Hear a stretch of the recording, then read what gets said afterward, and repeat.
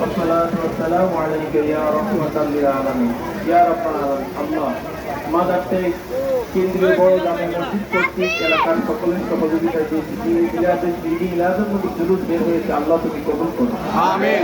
যার যেভাবে সহযোগিতা ছিল আল্লাহ উত্তম জাযা দান করো আমিন। আল্লাহ আমাদের জীবনের গুনাহগুলো মাফ করো আমিন। আমার পৃথিবীর মুসলমানদের হেফাজত করো আমিন।